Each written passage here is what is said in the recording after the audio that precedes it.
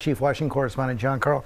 John, the New York Times said the right headline this morning on DeSantis, implosion of his campaign. Was a spectacular failure, one of the greatest in all of American politics. I mean, DeSantis, if you go back to about a year ago, was actually beating Donald Trump in several polls. There was a December 22 poll in the Wall Street Journal that had him up 14 points over Trump. He spent some $150 million, if you count all the money from his super PAC, and he did nothing but go down and down and down. Basically, George, one big factor, he never took the fight to Donald Trump until he was already mortally wounded. Nikki Haley's been edging towards taking the fight towards Donald Trump. Two-person race right now.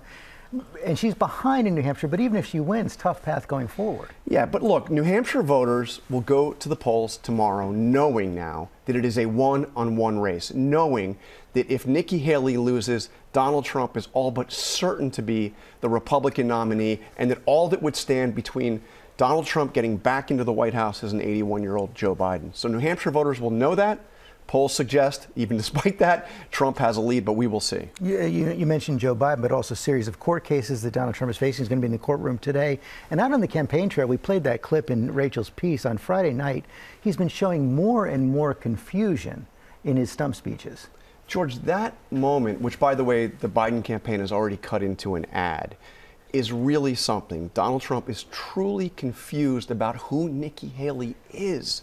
Thinks somehow that she was in charge of security at the Capitol on January 6th, clearly confusing her with Nancy Pelosi. But we've seen him confuse Joe Biden with Barack Obama. He thinks that he beat Obama. We saw at one point he talked about how Biden was going to get us into World War II.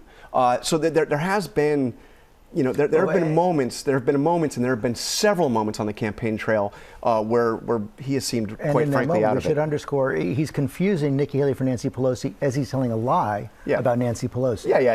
Of course, Nancy Pelosi was Speaker of the House. She was not actually in charge of security, though, at the Capitol. And he says that he had offered her troops, which, again, is not true. But regardless, it's not just the lie. It's that he's confused about who Nikki Haley is, the person he's running against. And you can see it in that clip that we played just part of. He says, Nikki Haley, Nikki Haley, Nikki Haley. It's like he's looking to find it in his brain somewhere. John Carl, thanks very much. Hey, Jude, let me ask you something. I was really taken by your Instagram post over the weekend. This is very familiar territory to you. I mean, I first worked in the New Hampshire primary back in 1988 for Michael Dukakis, and covered every single New Hampshire primary since the 2000 campaign. But this is a very different New Hampshire primary this time around. Usually you have a gaggle full of candidates on both sides, competitive primaries on both sides. You really don't this time around. And by Wednesday morning, we very well could see the general election face-off, Donald Trump versus Joe Biden. The longest general election of our lifetime. Right, exactly. You know. It's something. Thank you both, gentlemen.